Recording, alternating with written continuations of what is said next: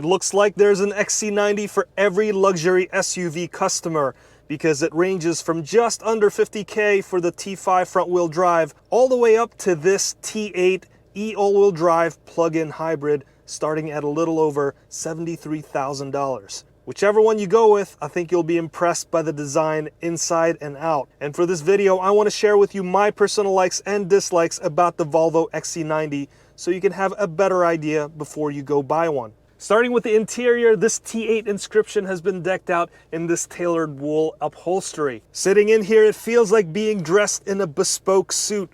The pattern is beautiful and it has really nice texture. This is basically a very fancy cloth seat, and I'm a big fan. You can only get this upholstery when you get the Inscription line. For the other trims, you have to settle for imitation or real leather. Also unique to the Inscription line is the gray ashwood inlays along the dash, the door panels, and the center console. These inlays look and feel very luxurious. And speaking of looking and feeling luxurious, the centerpiece of this entire interior is this R-Force crystal gear shifter. This is handmade in a small town called Kosta in Sweden. This thing is beautiful to look at, and it's also nice to hold on to. And if you want it, you have to go with the Inscription line and T8 powertrain. So only the cream of the crop XC90 will have this crystal gear shifter. The rest of the interior more or less can be had with the T5, T6, or T8 flavors. Whichever one you go with, you'll get this awesome screen and portrait layout. The HVAC controls are embedded in here, which I'm not really a big fan of because it's more inconvenient, but it allows Volvo to clean up the interior a lot and give it a more minimalist look.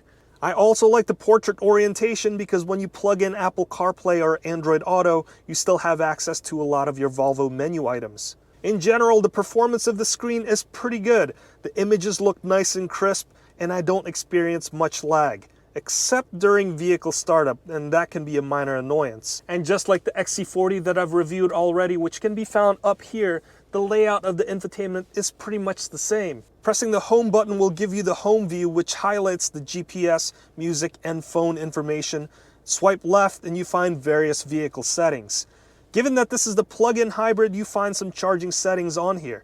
My tester also has the advanced package, which has a 360-degree camera.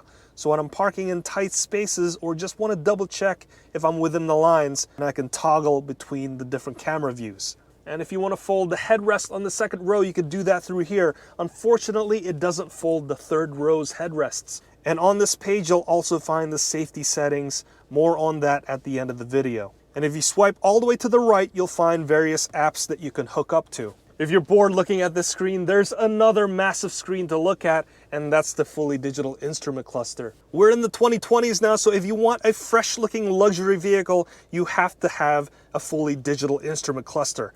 And it looks really nice in here.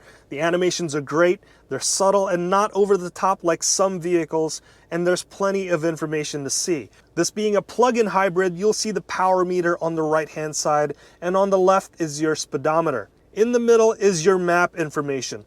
Overall, I'm impressed with this display. And given that this tester is equipped with the advanced package, there's also a heads-up display on the windshield. Another handy feature in this feature-packed SUV. As for the rest of the interior, this is the 7-seat version. You can get the 6-seater version for a little bit more money, and that comes with the captain's chairs on the second row. The 2 seats in the back aren't bad and should be reserved for kids or small adults, and that's pretty typical for 3-row SUVs. Legroom is just not a good thing. The second row though is quite nice. The center console has digital controls, and in this tester, the rear seats are heated. Everything about the XC90's interior screams simplicity and modern design. Just love the look of the center console. The start-stop engine dial is beautiful. There's also a nicely knurled scroll wheel that controls your drive mode settings. You'll find the wood inlays on here as well, covering the cup holders, and this is just beautiful to look at and also feels very luxurious. Up here you have a beautiful panoramic sunroof, and it goes all the way to the back to the second row, and it just reveals a lot of lighting in here. Let's move on to the exterior of the XC90 briefly. It's mostly unchanged from 2019 with the exception of the slightly revised front grille and new wheel designs. This generation came out for the 2016 model year, and it still maintains the beautiful Thor's Hammers headlights. You can get distinct looks for the XC90. This front bumper can be found on the Momentum and Inscription lines. It's nice, but I still prefer the R-Design's unique front bumper because of the sportier look. Beauty is in the eye of the beholder, so please let me know what you think about the XC90's exterior in the comments below. Let's now discuss how it drives. For a big, luxurious 3-row SUV, it drives quite well. This XC90 comes equipped with the active chassis 4C suspension, so you can adjust the ride height depending on your driving modes, which can be changed from this knurled switch behind the shifter. If you're in power mode, it'll lower the suspension and also firm up the damping. Driving through these back roads, the heavy XC90 feels like a lighter and sportier car. If you put yourself in hybrid or everyday use mode, the ride height is increased to the normal setting and the damping is softened. This is perfect for commuting purposes and it's very comfortable, but not very good in the twisties. The beauty of the 4C active chassis system is that you can make this XC90 feel like two completely different cars. Power-wise, there's a good amount. In fact, 400 horsepower and 472 pound-feet of torque. That's thanks to a combination of the Twincharged 4-cylinder engine, which has both a turbocharger and a supercharger, and also 2 electric motors.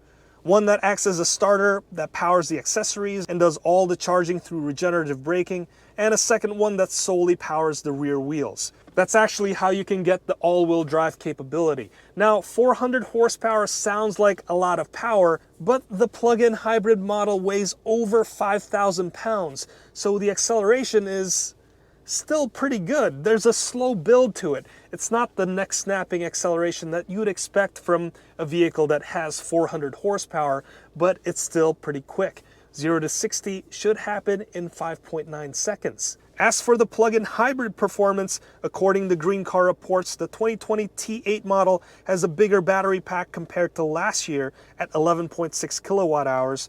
The electric range is now 18 miles and the mileage rating is 27 miles per gallon combined. All XC90s come standard with a bunch of safety features that is too long to list, but noteworthy is the Pilot Assist, which gives you radar-guided cruise control and also steering assist. I like their lane keeping assist system because it feels more proactive than reactive, so it doesn't ping pong between the lanes. I also like that this has the blind spot information system so that it'll warn you if there's a vehicle in your blind spot, whether you're driving down a highway or just backing up out of a parking spot. With all that being said, do I recommend the XC90? Absolutely. The interior design of this 3-row SUV alone is worth the price. I love the design and ergonomics of all of this, and I think it will age well on your driveway. I am a little concerned about the durability of this high-end tailored wool upholstery. I don't think you should eat or drink anything while you're sitting in this car. As for whether you should get the T5, the T6, or the T8, if you have the money, by all means go for the T8 because you'll get the most exclusive driving experience and creature comforts. But if it were me, my choice would be an R-Design T6 with the 4C suspension thrown in. Now, we actually have a 2017 XC90 sitting in the shifting lane stable, so if you're interested to see what we've done to it and all of our updates, please click the link up here for our entire playlist. With that said, I want to thank you so much for watching all the way till the end. If you've learned something, please consider hitting that like button, hitting the subscribe, and also hitting that notification bell so that you can get notified anytime we make a new video. I'll wrap it up right there. This has been the 2020 Volvo XC90 T8 Inscription plug-in hybrid model. My name's Hanson, and I will see you next time.